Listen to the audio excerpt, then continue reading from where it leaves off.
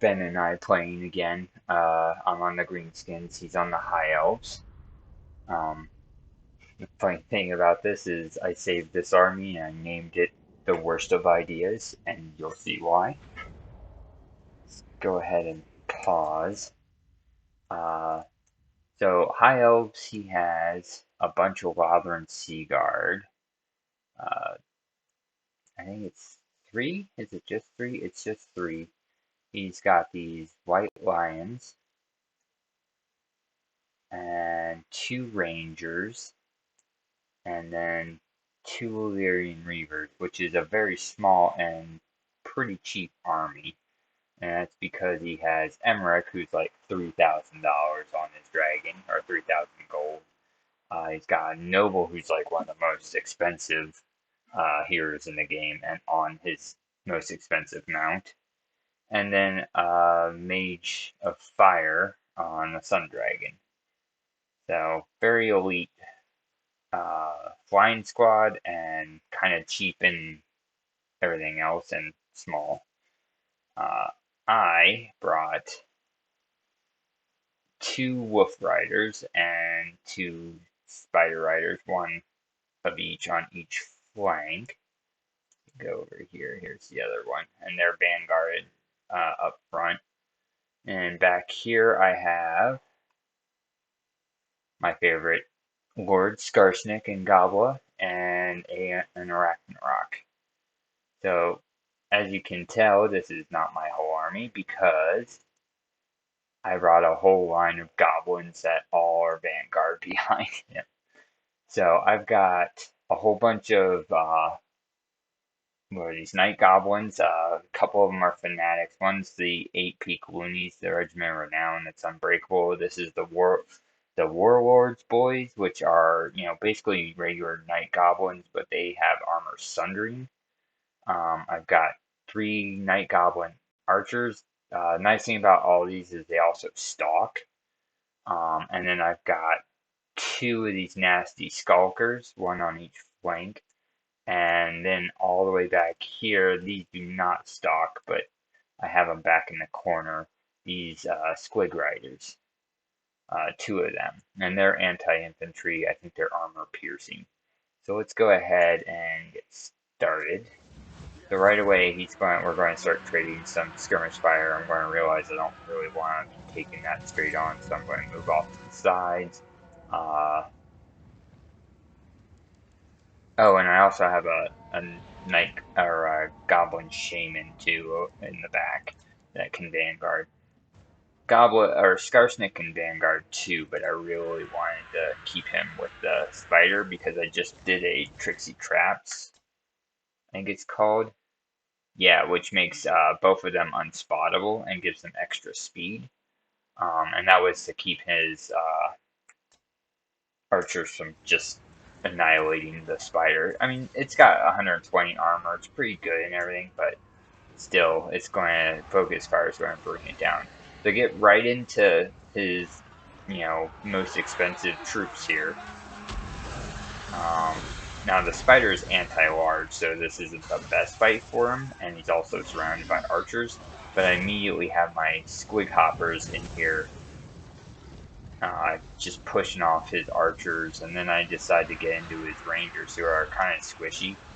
And eventually I get the spider out because I didn't want to be right there in the middle. At this point, I'm just pushing up with all of my infantry. It's taking them a while to get there, but I'm also like keeping him completely trapped up and focused here.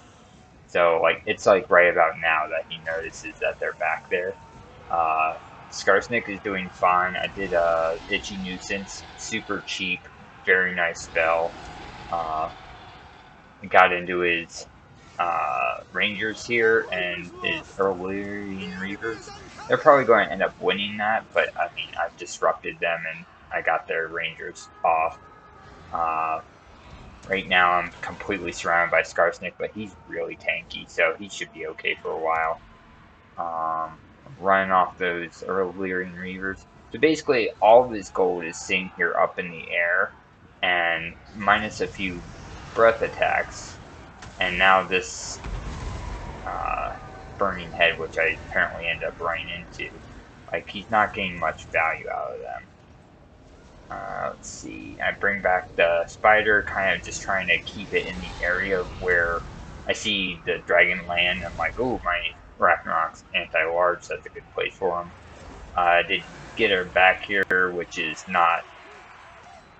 Nobody was wavering here, so it was kind of a waste. He drops down to my archers here, and I immediately get on with the spider, but then I'm going to get gooned here by both of them. So we'll see how that goes. Right now, I didn't get what I should have out of the spider yet, but he's been, you know, a big distraction and a big focus for his Ben's entire army. So I'm getting away with a lot of other stuff. And I do another itchy nuisance to try to lower their stats, but right now the middle here is just going real well. He just didn't have enough infantry to, you know, handle all of my trash infantry. And my vindictive glare onto that noble who took like no damage. Oh, nice burning head. But at this point, it's basically his giant monsters against all of my infantry. Skarsnik's still doing pretty well. He's trying to get down my archers, but he's attacking this archer, which means this archer can be shooting at it. And the Sun Dragon's a little squishy. I get the Night Goblin Squig Hoppers over there.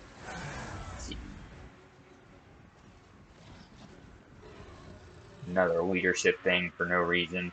He gets my shaman, which that's my only magic there, and he's going to end up running him off or even killing him. Archer's just everywhere, taking out his squishier noble. I get the squig hoppers save these archers so I can get out of there and then turn around and shoot. Oh, I did actually route that dragon. It's going to come back though. I don't have anything to keep it routing. The noble is, yeah, like I said, it's overlapping fire. And anytime he lands with any of these flyers, I have fast movers to get in on top of him. Or run him off. So basically it's just, at this point it's Emmerich and the noble against the world. Oh, this was, yeah, I'm chasing down these archers with my Night Goblin fanatics. That's going to take them like all day to get over there. I'm starting to run out of ammo on my missile cav, so their Goblin Wolf Riders are very, very like squishy. They don't have much melee stats. Did a fermented fungi on the noble, which forced it down. It's rampaging right into my squig hoppers. I did the Spite of the Bad Moon, which gives it all of these things, armor piercing, weapon damage, and bonus versus large. So that's going to really help against the eagle, which is considered large. And then Skarsnik is also large, so he's going to get in there too. Another burning head ripping through my infantry. Terrifying off my archers. And then Emmerich's down on the ground. I did a smoke bomb from the nasty skulkers to keep him in place, and that drops him down to minus 60% speed, which is really nice. And I get him surrounded. Again, this is all kind of trash infantry, but it's going to be enough to keep poking at him.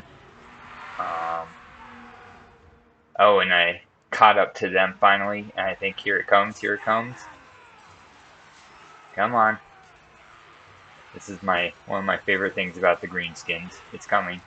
We're not missing much over there. Trust me. There we go. We got our wounds. Just decimate the entire... And then also basically killed themselves too. That's such a good ability. It's so freaking goblin-esque. So yeah, the fire mage comes down and is immediately swarmed again. And then ends up getting killed. Emmerich's still pretty healthy, but he's all by himself, basically. We got some Illyrian Reavers over here, like getting my archers, but the Squig Hoppers are healthy enough, they can probably take care of that. He drops down on Skarsnik, and Skarsnik is anti-large, and again, he's very tanky. So I do a fermented fungi, and for some reason I pull back, but then with Skarsnik, but then I throw in everything over here. He's going to eventually get back in there, but he should have just stood his ground. Um, see, I think that's basically all that's left is Emmerich. And the reason it's not army losses is because he's worth so much money. And he is a big scary dragon. So, but yeah, Gobla and Skarsnik are in there, and then we get army losses. So it was a fun game. It was not a very good strategy. I let my shaman get killed really early on, and he was smart enough to run him off. That was my only magic. Skarsnik did, eh. I mean, he's not that expensive, but I never get him to pay for himself. Let's see, we got our Night Goblins. They did okay. Nasty Skulkers. I almost never get these guys to pay for themselves, but they did real well this match. Let's see, more Fanatics. They did nothing. They paid these Fanatics. I think they paid for themselves. I think these were the ones that did the wounds on those archers. The 8 peak, or these are the Warlords boys. They did okay. I think they paid for themselves. The 8 peak loonies did not. But again, they're an auto include because they're unbreakable. Archers did real well, all three of them. And yeah, the Squig Hoppers did real well. They were basically my mass too. They were there to pin things in place. And then all of my Archer Cab did real well.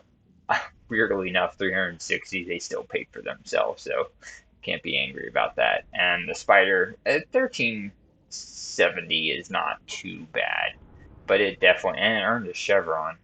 It's just, it didn't pay for itself yet.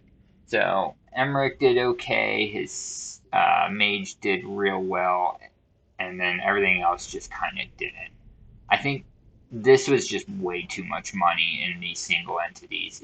You gotta spread that out, I think, and better Cav would have basically just ran over everything I had. Illyrian Reavers are pretty good Cav, but they are very cheap.